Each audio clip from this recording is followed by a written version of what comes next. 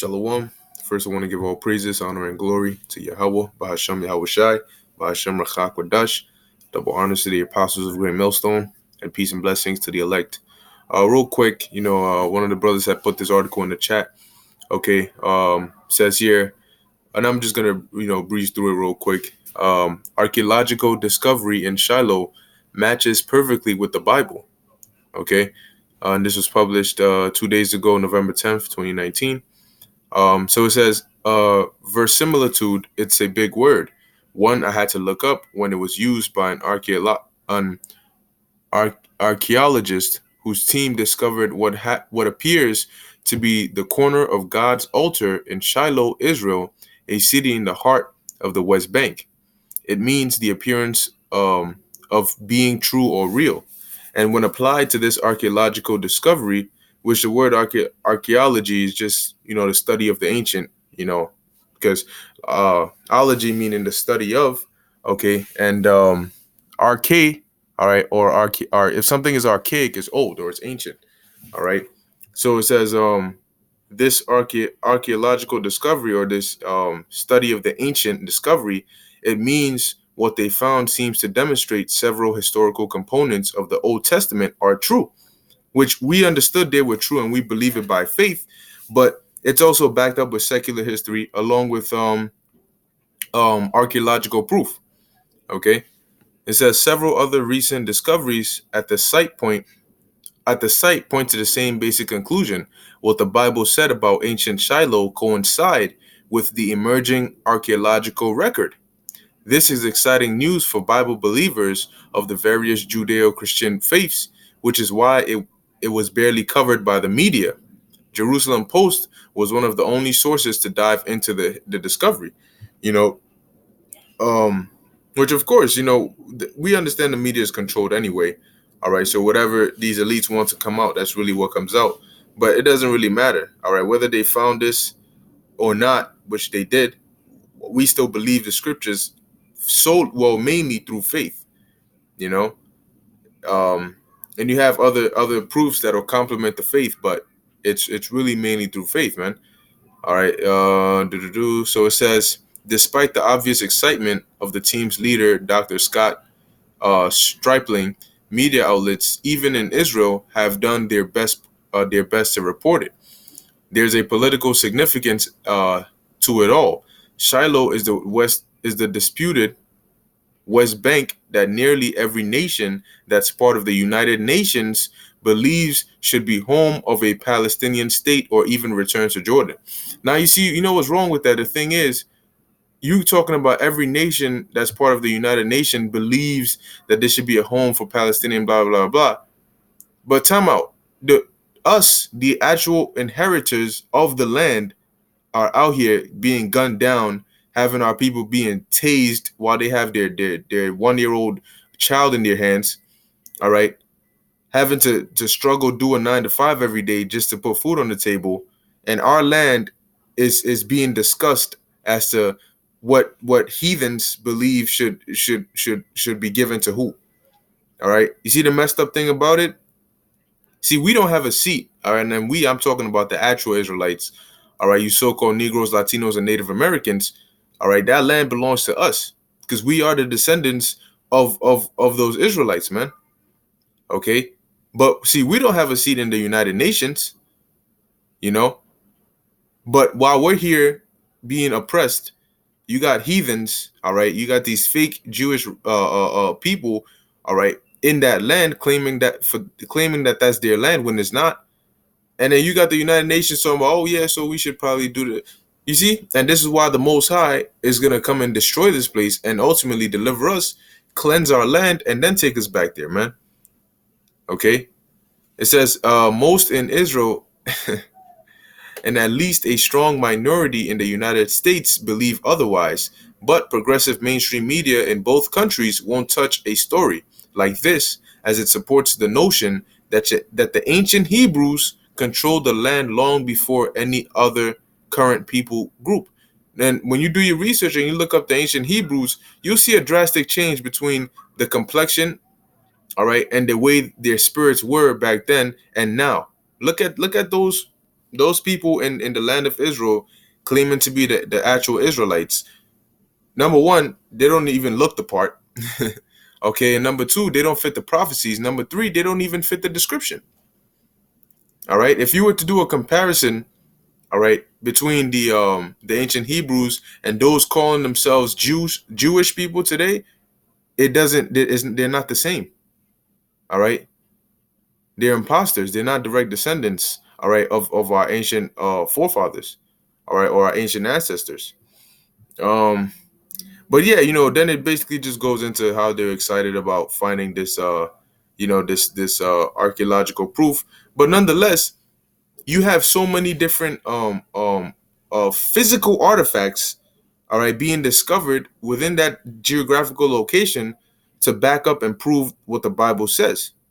But what other book is having these proofs, man? You had a chariot wheel found under was it the Red Sea? Okay, which really should be the Gulf of Suez. But anyway, we're proving, all right, the story of Moses delivering or the Lord using Moses to deliver the children of Israel from Egypt. Okay, you had as a matter of fact, let me do something real quick.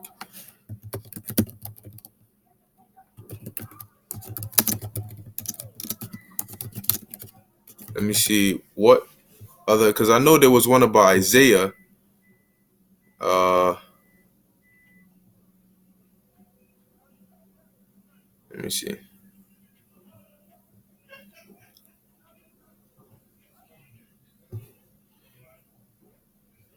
Here we go. Biblical archaeological discoveries. I know there was one about Isaiah. Let's see what they have here. Da-da-da-da-da.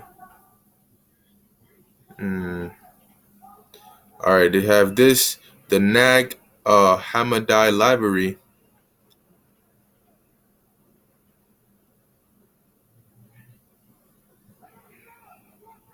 All right, they have Aid Dara Temple, the Tel Dan Stela.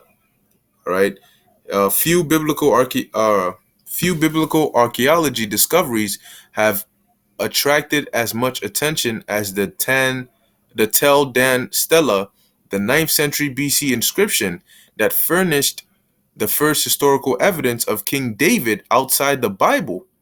This in-depth chapter describes the historical moment when an excavation assistant stumbled upon the stela bearing the inscription of a newly excavated wall.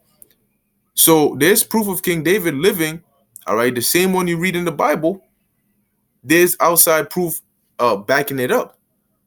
What other book? Where's the other proofs of these other books, man? But people want to sit here and argue with you for days on end about the Bible being a fairy tale and made up and all that. Why is there so much attention on that then? Why is everybody's mind, whenever you bring up biblical talk or you bring up the Bible, everybody has an input, you know? But there's actual archaeological proof backing this. And I'm gonna ask again, what about these other books, man? These other so-called prophets, where they at? Mona Lisa of Galilee. Okay, all right, that's nice. Let me see. hmm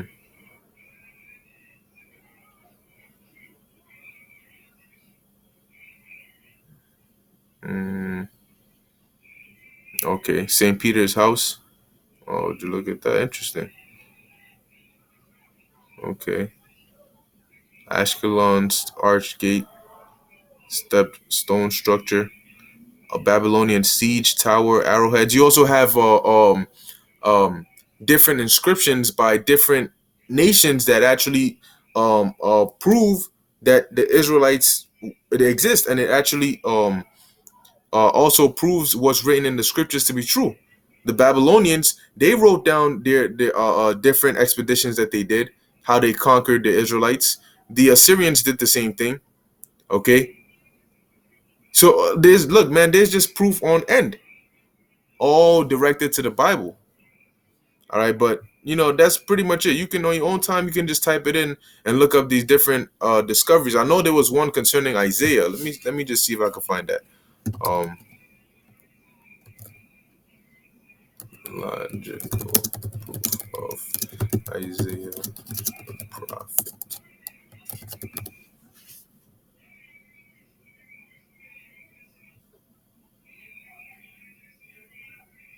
Yeah, I think it was this one. Archaeological evidence for Prophet Isaiah. Recently, Israeli archaeologists, and where all these being found? Israel. All right, around that same area. That's where the Bible tells you these events took place. That's where these men lived. All right. Recently, Israeli archaeologists Eilat Mazar and her team made a stunning discovery during excavations in Jerusalem. It provides strong support for the reality of Isaiah and his Old Testament word. And Isaiah had prophecies in there, things that actually he spoke of things that came to pass in the past, and there's other prophecies that haven't come to pass yet. Digging at the base of the southern wall of the Temple Mount, the team found a clay seal bearing Isaiah's name. Mazar provided a transliteration of this Isaiah Bulla in Biblical Archaeology Review as Yeshaya, Yeshaya, which really should be Yeshaya, all right, because there ain't no eh or e's in Hebrew, man, all right, where brackets indicate unknown letters from damage to the clay, and the Lord, and really the Most High allowed this to happen, He preserved certain parts, certain artifacts, and had them be discovered at certain times, just to give more validation. Not that he needed to, but he did it because it was his will. All right. Yeshaya is Isaiah. If the Hebrew letter Aleph stood in place of the missing letter, then the word after Isaiah would spell prophet. Ooh, possibly the hand of Isaiah himself formed this seal. Okay. Oh, in 2015, only 10 feet away, the team had found a clay impression called Bulla bearing King Hezekiah's seal. According to the Bible, the prophet Isaiah served during Hezekiah's reign and interacted directly with the king.